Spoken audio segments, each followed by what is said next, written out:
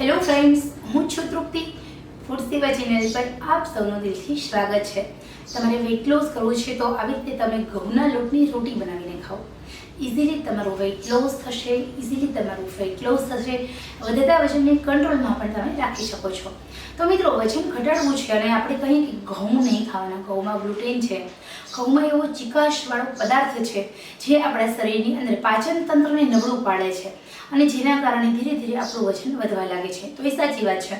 ઘઉંની અંદર એવો ગ્લુટેન નામનું તત્વ છે. ઘઉંના તમે બે ભાગ કરો તો અંદર તમને વ્હાઇટ કલરનો જે પદાર્થ દેખાય છે એ છે ગ્લુટેન, જે તમારા પાચન તંત્રને નબળું કરે છે. સાથે સાથે તમારા પાચન તંત્ર નબળું કરી અને તમારા હોજરી અને પાચન તંત્રને નબળું કરી પાચન તંત્રના કામમાં રોગ લગાવે છે, જેના કારણે તમારું વજન છે તે વધતું જાય છે. સાથે સાથે આપણું સ્વાદુપિંડ નબળું પડે છે, જેના કારણે આપણા શરીરની અંદર જે કુદરતી ઇન્સ્યુલિન ગ્રંથિ છે તે નાશ પામે છે, જેના કારણે લાંબા સમયે આપણે રિયલાઇઝ થાય છે કે આપણે ડાયાબિટીસ છે.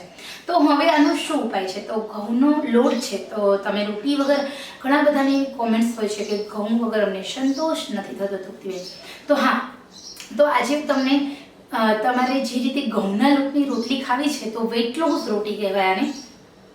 એક વાટકી ઘઉં છે તો એની અંદર એક મુઠ્ઠી અળસી લેવાની છે, એક ચમચી અજમો લેવાનો અને સાથે સાથે એમાં અડધી વાટકી ઓટ્સ ઉમેરવાના છે. એક વાટકી ઘઉં છે અને અડધી વાટકી ઓટ્સ. એની અંદર તમારે અજમો અને અળસી આ બંને એક એક ચમચી લો તો પણ ચાલે. અને પછી ઘઉં જે દળો છો એવી રીતે એનો લોટ બનાવી લેવાનો છે. એટલે મીન્સ કે તમે જે ઘઉં દળાવો છો એની અંદર આ મેઝરમેન્ટ સાથે તમે બધી જ વસ્તુ એડ કરી દો અને પછી ઘઉંનો લોટ દળાવો. એની રોટલીનો લોટ એકદમ મસ્ત ઝીણો દળાવી દો અને પછી એની રોટલી બનાવો. હવે આ વસ્તુ શું ઉપયોગી છે? તો જ્યારે પણ ગ્લુટેનની સાથે પ્રોટીન અને ફાઈબર ઇન્સર્ટ થાય છે, મિક્સ થાય છે, ત્યારે ગ્લુટેનની જે આડઅસર છે એ નાશ પામે છે. એટલે અહીંયા તમારે અજમો તમારા પાચન તંત્રને નબળું નહીં પાડવા દે. તમારે લેવાનું છે અળસી, જેમાં ડાયટ્રી અને સેલ્યુલોઝ નામનો ફાઈબર છે અને પ્રોટીન છે. અને સાથે સાથે ઓટ્સ લેવા છે. ઓટ્સની અંદર calcium, protein, phosphorus, zinc, oxide, iron, ઘણા બધા એવા ઓટ્સની અંદર પણ એવા ગુણધર્મ છે.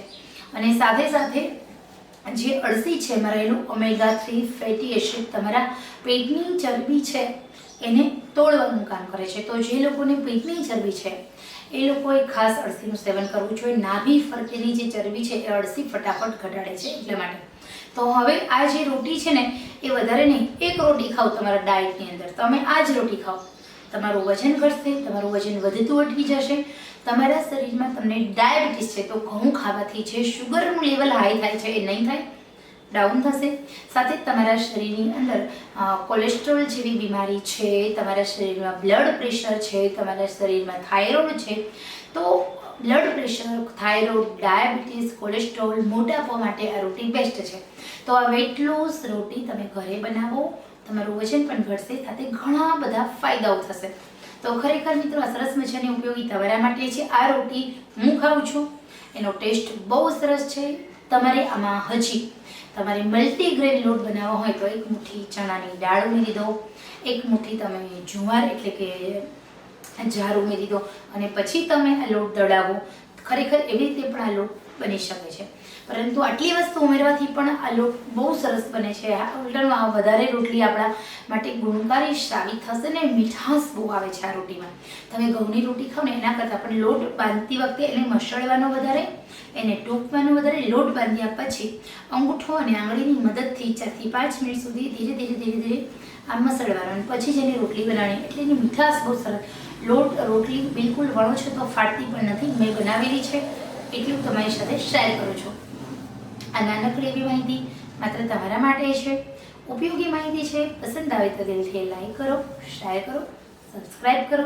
મારી ચેનલ નવી છે, મારી ચેનલ નાની છે. આપ સૌના સાથ સહકારથી ધીરે ધીરે આગળ વધી રહી છું. જેવી રીતે આ સરસ મજાની વેઇટ લોસ રેસીપી મેં તમારી સાથે શેર કરી છે એ જ રીતે તમે આ માહિતી તમારા સોશિયલ મીડિયામાં વધારે ને વધારે લોકો સાથે શેર કરો. ખરેખર મને આનંદ થશે. જેમ વધારે શેરિંગ થશે, જેમ વધારે લાઈક આવે છે, જેમ વધારે વોચ ટાઈમ થાય છે, તમે વિડીયોના જે વોચ ટાઈમ જોવો છો લાંબા સમય સુધી, તો ખરેખર મને બહુ જ સપોર્ટ મળે છે અને આપ સૌનો સાથ સહકાર ખરેખર મને ખૂબ મળે છે.